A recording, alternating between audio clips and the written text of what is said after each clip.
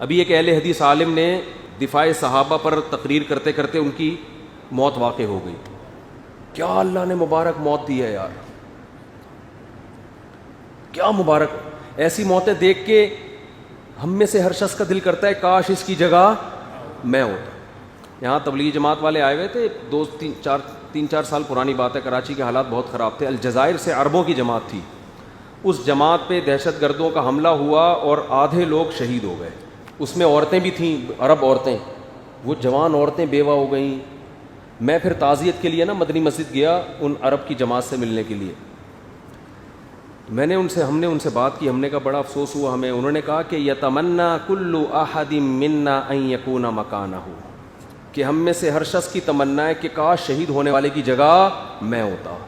کہ اس سے اچھی موت کیا ہے کہ ہم اپنا ملک الجزائر چھوڑ کر اللہ کے راستے میں نکلے. ان کا جذبہ دیکھ کے مجھے رشک آیا, کیا پیارے الفاظ تھے. یتمنا کل احد منا ان یکون مکانہ, آپ کہہ رہے ہیں وہ قابل ترس ہیں جو شہید ہو گئے, ہم میں سے ہر شخص کی تمنا ہے کاش اس کی جگہ میں ہوتا. اس سے اچھی موت جنید جمشید کی کتنی اچھی موت تھی. تو کتنی مبارک موت ان اہل حدیث عالم کی. کیا نام تھا ان کا؟ مولانا ایک آدمی بولے بھائی, قاری عبد المتین. کتنی مبارک موت ہے. اور ایک طرف ایک ایکٹر کی موت بھی ہوئی ہے, گرل فرینڈ اسی بستر پہ ساتھ میں. میں نہیں کہہ رہا کوئی برائی کی ہے, لیکن گرل فرینڈ کے ساتھ موت یہ اچھی موت ہے, یہ خیر کی بات پھیلاتے ہوئے موت اچھی موت. تو شوبز کی دنیا سے آپ کا تعلق ہے, پتہ نہیں کس طرح آپ کی موت آئے بھائی. بیوی کے نبی, ہمارے نبی صلی اللہ علیہ وسلم کی وفات ہوئی امی عائشہ کی گود میں, آپ کی زوجہ تھیں. گرل فرینڈ کا بوائے فرینڈ سے کوئی رشتہ نہیں ہوتا. میں نے انڈیا فون کیا نا, تو وہاں مجھے بعض شوبز کی دنیا سے وابستہ جو لوگ رہے ہیں انہوں نے بتایا کہ یہ منگیتر تھی, شادی ہونے والی تھی.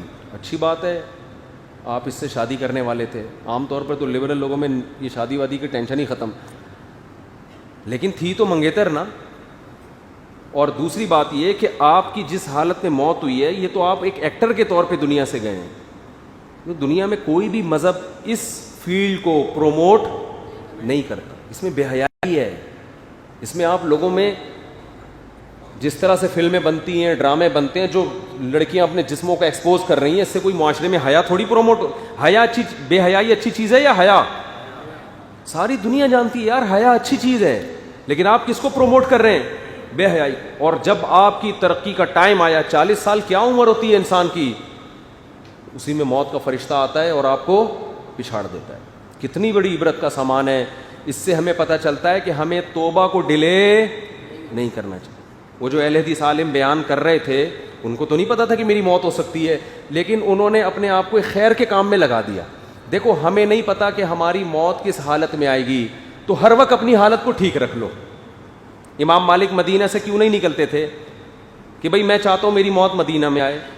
تو اب آپ کو تو پتہ نہیں ہے کب موت آئے گی, تو انہوں نے کہا مدینہ سے نکلیں گے ہی نہیں, کیونکہ ان کو یہ خوف تھا مدینہ سے نکلوں اور وہاں موت آ گئی تو پھر تو موت کا نہیں پتا. آپ چاہتے ہیں نا کہ اچھی حالت میں موت آئے, تو ہر وقت اچھی حالت میں رہیں آپ. تو موت کس حالت میں آئے گی؟ اچھی. کتنی مبارک موت ہے. اور اس سے ان لوگوں کو بھی عبرت حاصل کرنی چاہیے جو صحابہ کے خلاف بغض اگلتے رہتے ہیں, کبھی حضرت معاویہ کے خلاف, کبھی حضرت ابو سفیان کے خلاف.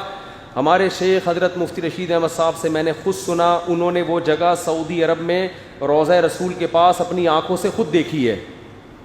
بہت پرانا واقعہ ہے. حضرت کی تو 78-80 سال کی عمر میں انتقال ہوا نا. حضرت فرمایا کرتے تھے کہ سعودی عرب میں رسول, وہ جو مدینہ منورہ میں روضہ رسول کے سامنے 2 شخص کھڑے ہو کر ابو بکر و عمر کو معاذ اللہ برا بلا کہہ رہے تھے, گالیاں دے رہے تھے. یہ واقعہ ہوا ہے. آپ مدینہ کے وہاں کے جو بوڑھے عرب ہیں ان سے پوچھیں, وہ چشمدید گواہ ہیں اس واقعے کے. تو وہیں وہ دونوں کمبخت زمین میں دھس گئے, وہیں دھس گئے زمین کے اندر. کیوں؟ صحابہ کو برا بلا کہتے ہوئے. موت ان کی آئی ہے, صحابہ کو وہیں خدا کا قہر آیا, زمین میں دھسے. ابو بکر اور عمر رضی اللہ عنہما کو, شیخین کو گالیاں دے رہے تھے, برا بلا کہہ رہے تھے, وہیں دھسے ہیں. تو حضرت نے فرمایا کہ سعودی عرب نے اس وقت ایک نشان لگا دیا اس جگہ کے اوپر کہ عبرت. پھر سعودی عرب پہ کوئی سیاسی دباؤ آیا ہے, کیا ہوا ہے, اوپر کارپیٹ ڈال دیا, اس کو چھپا دیا. اب پتہ نہیں وہ نشان بھی ہے یا نہیں ہے, لیکن آپ جب مدینہ جائیں کسی بوڑھے عرب جو مسجد نبی کے قریب رہتا ہو وہ اس کا چشمدید گواہ ہوگا.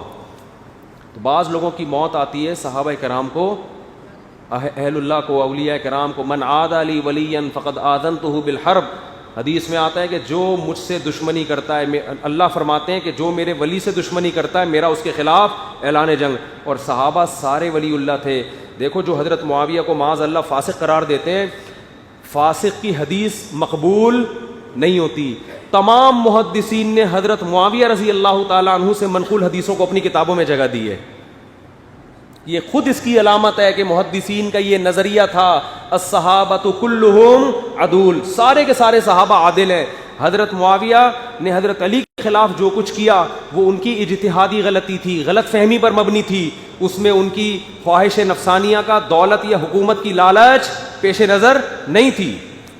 جیسے امی عائشہ نے شروع میں جنگ جمل میں حضرت معاویہ کے, حضرت علی کے خلاف آئی ہیں, غلطی کی نا حضرت عائشہ نے, لیکن ہم حضرت عائشہ کو اس غلطی کی بنیاد پر غلط اس لیے نہیں کہتے کہ امی عائشہ اس غلطی میں اجتہادی غلطی پر تھیں.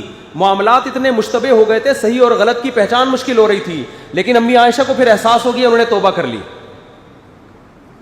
تو امی عائشہ جیسی فقیہہ جب جنگ جمل میں حضرت علی کے مخالف فوج میں آ سکتی ہیں, اس سے پتہ چلتا ہے کہ یہ غلطی اتنی واضح غلطی نہیں تھی, اس میں بڑے بڑے صحابہ بھی کیا ہوئے ہیں, مبتلا ہوئے ہیں. تو حضرت معاویہ اسی پر قائم رہے, ان کی رائے یہ تھی کہ میں غلط نہیں ہوں.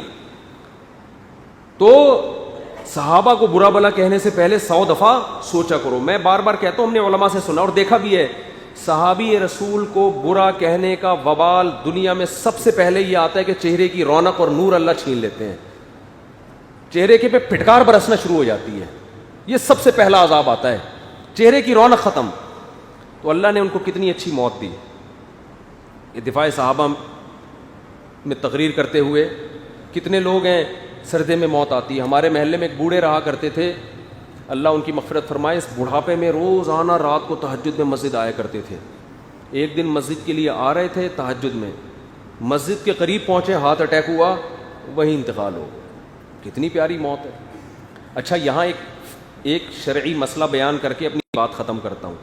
دیکھو عبادت کرتے ہوئے, حج کرتے ہوئے یا شہادت کی موت یہ اچھی موتیں ہیں. گناہ کرتے ہوئے موت آنا بری موت ہے, لیکن بعض چیزیں گناہ نہیں ہوتی, لوگ اس کو بھی گناہ کی فہرست میں ڈال دیتے ہیں. ہمارے ایک دوست تھے, بڑے نیک آدمی تھے, ٹرین سے اترتے ہوئے سلپ ہو گئے, ان کی ٹانگ کٹ گئی پٹری کے نیچے آ کے, اب ٹرین کے نیچے کٹ گئے. اب لوگ کہہ رہے تھے یار ان سے کوئی گناہ ہوا ہے جس سے اتنی بری موت ہو رہی ہے, ٹرین میں کٹ گئے. میں نے کہا بھائی یہ جہالت کی بات ہے. موت تو کسی بھی طرح سے آ سکتی ہے, آگ میں جل کے بھی آ سکتی ہے, پانی میں ڈوب کے بھی آ سکتی ہے. بعض بزرگ ہم نے دیکھے ہیں جو اتنے پرہیزگار کے شریعت میں یقینی طور پر کسی کو نیک کہنے کی تو اجازت نہیں ہے, لیکن اتنے ان کے حالات اچھے اور اللہ سے تعلق کہ اگر انسان قسم اٹھائے تو شاید جھوٹا نہ ہو, اتنے نیک, لیکن آخر عمر میں ان کو فالج ہو گیا, ان کی زبان بند ہو گئی. اب جاہل لوگ کیا کہتے ہیں, ابے بھائی ان سے یہ کوئی گناہ ہوا, ایسا کچھ بھی نہیں ہے. نیک آدمی کو بھی فالج ہو سکتا ہے, زبان بند ہو سکتی ہے, آنکھوں کی بینائی جا سکتی ہے, کانوں کی سماعت جا سکتی ہے, زبان میں بولنے کی طاقت جا سکتی ہے. یہ سب چیزیں نیچرل ہیں, ان کا نیک یا برا ہونے سے کوئی تعلق بولو نہیں ہے. نیک آدمی کے مرتے ہی جسم سے بو بھی آ سکتی ہے. بعض بیماریاں ایسی ہوتی ہیں اس میں باڈی بہت جلدی خراب ہوتی ہے, کوئی اس میں یہ نہیں ہے کہ ہائے ان کا تو منہ خراب ہو گیا, ان کا تو یہ سب جاہلوں کی باتیں. نیک آدمی کا بیت الخلاء میں بھی انتقال ہو سکتا ہے, یہ بھی ہو سکتا ہے کہ واش روم میں انتقال ہو گیا قضاء حاجت کے وقت, تو اس کا یہ علامت نہیں ہے کہ یہ برے آدمی تھے. ہاں پیغمبروں کے ساتھ اللہ ایسا معاملہ نہیں کرتا, ان کو کوئی ایسی بیماری نہیں آتی جو لوگوں میں عیب سمجھی جاتی ہے, لیکن پیغمبر کے علاوہ کسی بھی نیک آدمی کے ساتھ زبان بھی ٹیڑھی ہو سکتی ہے, لقوہ بھی ہو سکتا ہے. اللہ ہم سب کو محفوظ رکھے. تو لوگ پھر باتیں بناتے ہیں یار دیکھو ان پر دنیا میں عذاب آ گیا, کوئی عذاب نہیں ہے بلکہ یہ اللہ کی رحمت ہے. یہ جو کچھ کوتاہیاں ہوئی ہوں گی اللہ معاف کر رہا ہے, کوتاہیاں نہیں ہوئی تو اللہ جانے سے پہلے ان کے درجات بلند کر رہا ہے. حضرت مولانا یوسف النانوی شہید رحمۃ اللہ علیہ کتنے نیک تھے, فالج ہو گیا تھا آخر عمر میں, ان کو آدھا دھڑ مفلوج ہو گیا. حضرت حکیم اختر صاحب کتنے نیک تھے, آخر عمر میں آدھا دھڑ مفلوج, زبان بھی بند ہو گئی. ہمارے شیخ مفتی رشید احمد صاحب کتنے نیک تھے, آخر عمر میں گلا بالکل بند ہو گیا تھا, بول ہی نہیں سکتے تھے. تو یہ سب بزرگوں کے ساتھ سب کچھ ہو سکتا ہے. عبداللہ بن عباس رضی اللہ تعالیٰ عنہ آخر عمر میں نابینا ہو گئے تھے, آنکھوں کی بینائی چلی گئی. تو لوگ نا جہالت میں اس طرح کی بیماریاں دیکھ کے باتیں بنانا شروع. مولانا طارق مل صاحب 2-3 دفعہ اٹیک ہوا, بیمار ہوئے, کرونا ہو گیا. ایک آدمی نے کمنٹس کیے ہوئے تھے, دیکھا اللہ تعالیٰ معاذ اللہ, کیسے مجھے تو الفاظ نقل, اللہ ان کو عذاب دے رہا ہے ان کی معاذ اللہ. بھائی اللہ ان کے درجات بلند کر رہا ہے, یہ بھی تو بول سکتے ہو.